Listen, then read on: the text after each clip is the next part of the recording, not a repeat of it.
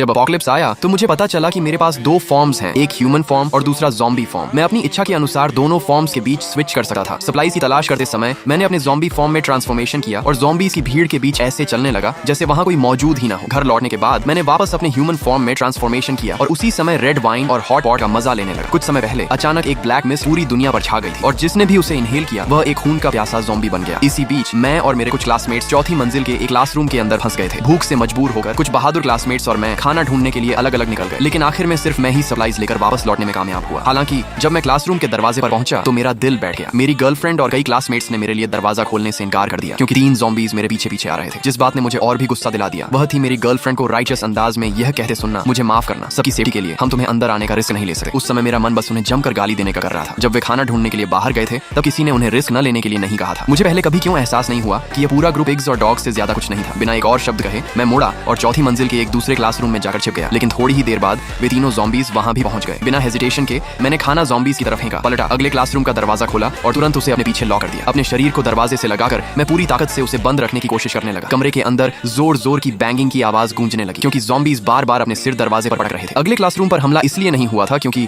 वहां मौजूद लोगों ने टेप से दरवाजे के आसपास की दरारों को सील कर दिया था और किताबों के फटे हुए पेजेस से विंडोज को ढक दिया था। उन्हें पता चल चुका था कि ज़ॉम्बीज सभी नियर साइटेड थे और इंसानों का शिकार करने के लिए सिर्फ स्मेल और हियरिंग पर डिपेंड करते थे, लेकिन मेरे पास टेप नहीं थी और दरवाजे को सील करने में मदद करने वाला भी कोई नहीं था। मुझे अकेले ही उस प्रेशर को सहना पड़ा। तभी 2 और ज़ॉम्बीज उस अटैक में शामिल हो गए। अब मैं ज्यादा देर तक टिक नहीं सका। एक जोरदार क्रैश के साथ मैं जमीन पर गिरा दिया गया। मैंने उठकर भागने की कोशिश की लेकिन मैं एक कदम पीछे रह गया। 5 ज़ॉम्बीज ने पीछे से मुझ पर छलांग लगा दी और उनमें से एक ने तुरंत मेरी गर्दन से मांस का एक बड़ा टुकड़ा नोच लिया। उस पल मेरा दिल अनविलिंगनेस से भर गया। बेहोश होने से पहले के आखिरी पलों में मुझे अपने पेरेंट्स और अपने भाई का ख्याल आया और मैं सोचने लगा कि वे कैसे होंगे। समय बीता गया और अचानक मेरी अनकॉन्शियस माइंड में एक आवाज गूंजने लगी। वह आवाज बेहद एंशिएंट लग रही थी, मानो उसने अनगिनत एजेस को पार कर लिया हो। यिन यांग हेवन तुम्हें ट्रांसफॉर्मेशन की शक्ति प्रदान करता है। आवाज के फेड होते ही मैं अचानक कोमा से जाग गया। खड़े होने के बाद मैंने चारों तरफ देखा लेकिन आसपास मुझे कोई भी नजर नहीं आया। अपना सिर हिलाते हुए मुझे आखिरकार याद आया कि उसी दिन पहले ज़ॉम्बीज ने मुझ पर हमला किया था। कंफ्यूज्ड होकर मैंने अपने हाथों को उठाकर उन्हें ध्यान से देखा, लेकिन तभी मुझे पता चला कि वे बिल्कुल भी अलग नहीं दिख रहे थे। देखकर मेरा मन गाली देने का हुआ, लेकिन मैंने पाया कि मैं बिल्कुल भी बोल नहीं सकता था। मैं केवल मन ही मन आह भर सकता था। तभी मुझे अचानक कुछ अजीब महसूस हुआ। मेरे पास अभी भी ह्यूमन कॉन्शियसनेस मौजूद थी। मैं साफ साफ सोच सकता था, ब्लैक बोर्ड पर लिखे कैरेक्टर्स को पहचान सकता था और यहाँ तक कि मल्टीप्लिकेशन, निमोनिक्स और 300 टैंग पोएम्स भी याद कर सकता था। यह एहसास होते ही मैं एक्साइटमेंट से भर गया।